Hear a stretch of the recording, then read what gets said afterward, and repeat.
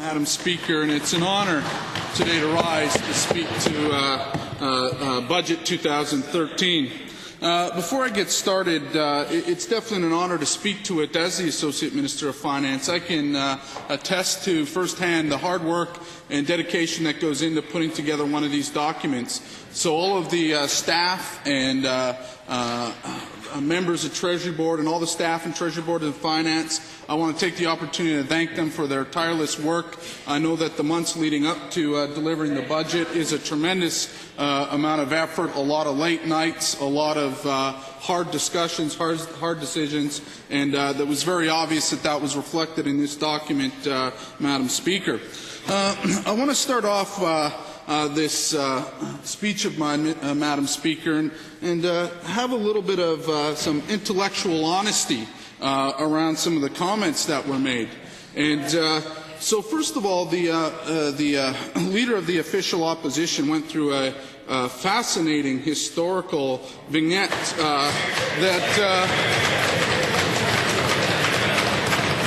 that I think, frankly, was a bit revisionist, left out a significant portion of critical pieces as to why we got here.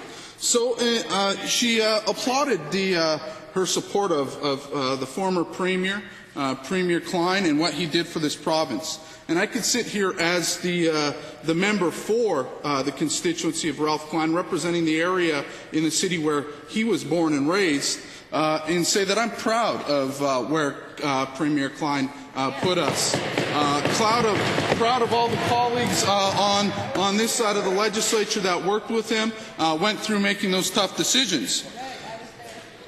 However, let's be quite honest. While Premier Klein and that government did do a fancy, splashy announcement that they had paid off the government debt, there were decisions made later on in his mandate to go forward with P3 projects. P3 projects, Madam Speaker, are significantly different than what this opposition says that they want to do, and that's the pay-as-you-go concept. P3s is an agreement, a contract with a private consortia where they go out and get the financing, and we contract to pay that financing and the principal back over time. That is not pay-as-you-go. That was first instituted under Premier Klein. Also, let's talk about where Premier Klein was and where he eventually got to. In 2007, Premier Klein essentially admitted that they had a challenge on their hand. Essentially admitted that the government had no plan. In fact, these were his comments. They were right about us not having a plan. The plan is being developed, but no one can anticipate the phenomenal growth that was taking place. Madam Speaker, one of the reasons why I really do respect former Premier Klein is his ability to admit when he has made a mistake. His ability to say, hey, we should actually change courses here. This, in my mind, is the ability that when this province is experiencing the growth that we're experiencing, that maybe we should think about outside of the box, outside of the ideological thoughts that sometimes constrain all of us, no doubt, about what it is that we need to do to move this province forward. And that's what Premier Klein was talking about. It was my guess it was that kind of thinking that made him think about the concepts of P3. Now, so the Leader of the Official Opposition, for whatever odd and absurd reason, decided to compare what we're doing to the situation in Greece. Okay? Let's be honest here.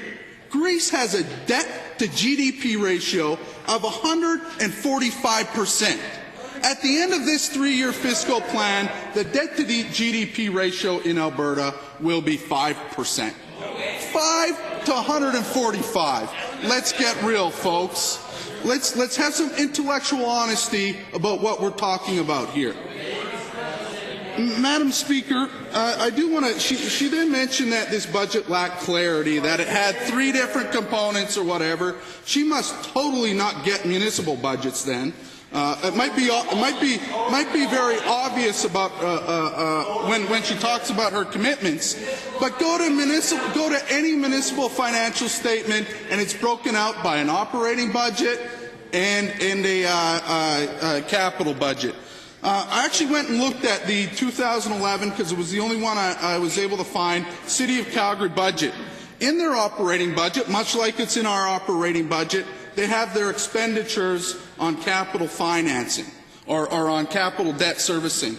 It is 10% of their operating budget. What we've put in place is a limit for capital debt servicing costs to be capped at no more than 3%.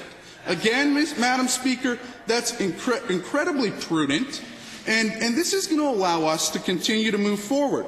So, again, the opposition put out a document last Friday, 24 pages, which, when you take out the pictures, could probably be distilled down into about 6 pages.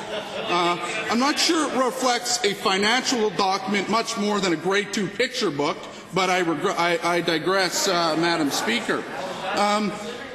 You know, Madam Speaker, the point that I'm trying to make in that document, they've suggested that they would limit capital spending to about $4 billion, about $1.2 billion less than what this government is planning to spend, Madam Speaker. Okay, I can even accept that they might not want to spend money on carbon capture and storage or even complete the federal building construction. I could accept that, and we could agree to disagree on that. But what I challenge this opposition to do is to take the government priority list that's in this document, that's on the infrastructure website, and list to Albertans $1 billion worth of projects that they will not build this year. I challenge you to do that. I challenge you to table in this legislature tomorrow $1 billion of those projects that you won't be able to build. Hey, it's fine to talk in platitudes about spending too much money, Madam Speaker, but when you actually have to make some tough decisions, let's see if they're able to go out and do that. Because I could tell you what, Madam Speaker, what I did and what the Minister of Finance did at the request of the Premiers went out and talked to Albertans over the last number of months. We went out to talk to Albertans about what their priorities are, how they want us to spend their taxpayers' money, and what they want the budget to look like. And I could tell you that it was undeniable. People wanted us to continue to invest in the infrastructure growth that this province is demanding. The leader of the official opposition stood up just the other day and gave an eloquent speech about how we're leading.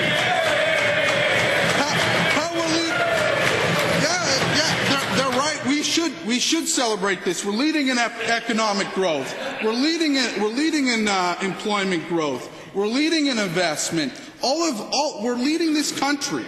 And we need to continue to invest in the infrastructure that facilitates that economic growth and facilitates the quality of life that we deserve as Albertans. I think, and one more piece, Madam Speaker, it's very interesting that the official opposition wants to talk about promises that were made during the election and whether they're kept or not. I challenge them to come up with some sort of explanation as to why, if you take their 2011 document and how much they say they would spend, and you compare it to their 2013 document that they released, why the combined rate of spending that they're proposing is 10.7%, when inflation and population growth over that period is only 7.9%, Madam Speaker. I don't get it. Wow. Pledge 1 of their election platform said that they were going to bring in a law to limit government spending to inflation plus population growth. They can't even deliver it in their own alternative budget, Madam Speaker. Not only that,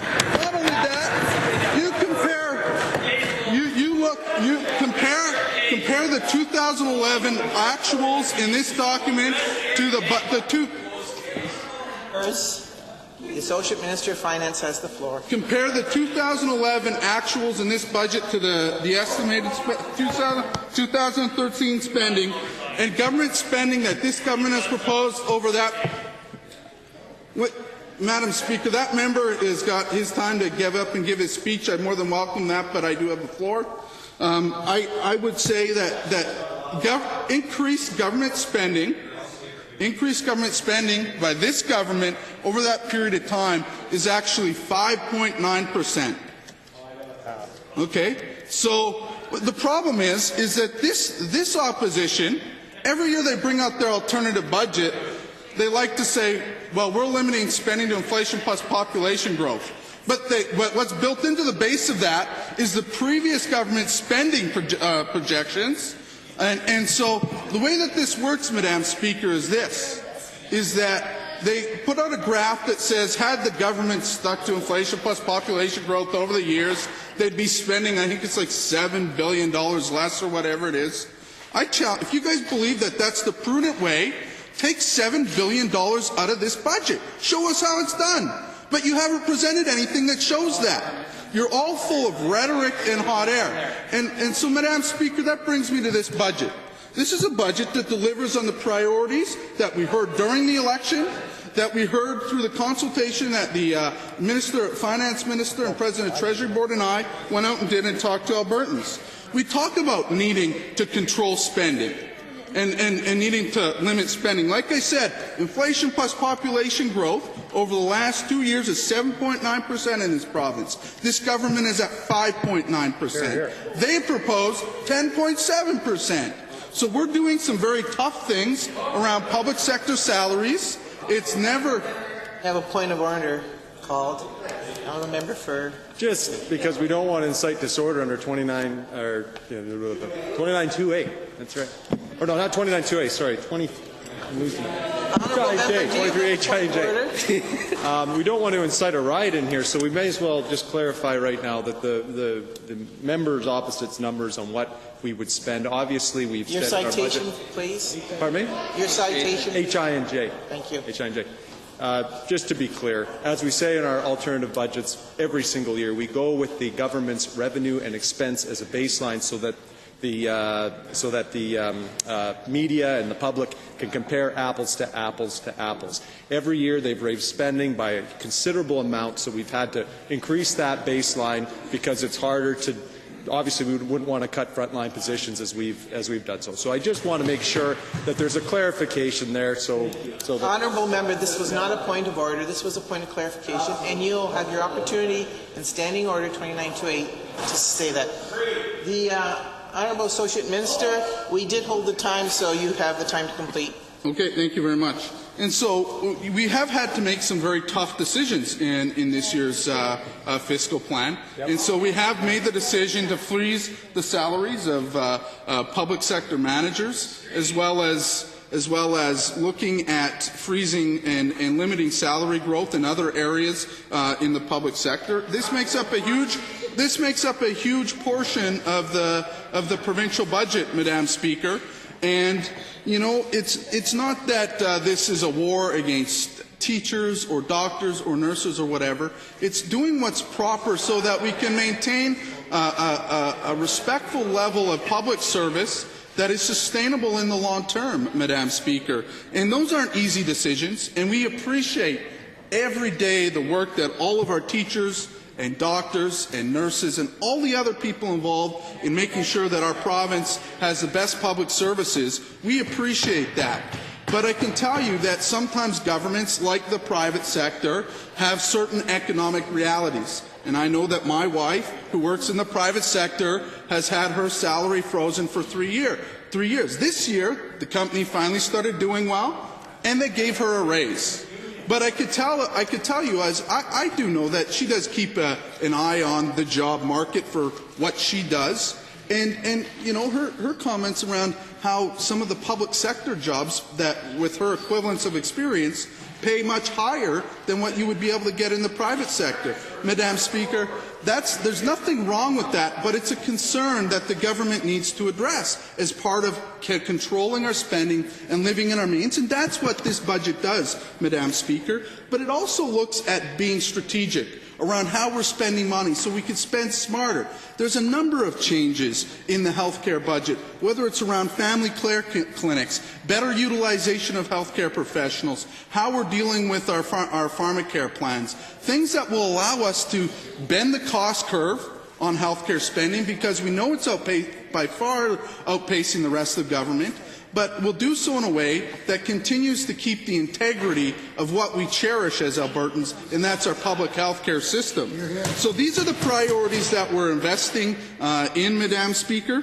I just want to make a couple final comments, and that is that in this budget, as well as what was tabled in the fiscal plan that I will, or the Fiscal Management Act that I will talk about later, Madam Speaker, is something that I've long advocated for and something I've always been concerned since the day that I got elected, and that's our neglect of the Alberta Heritage Savings Trust Fund.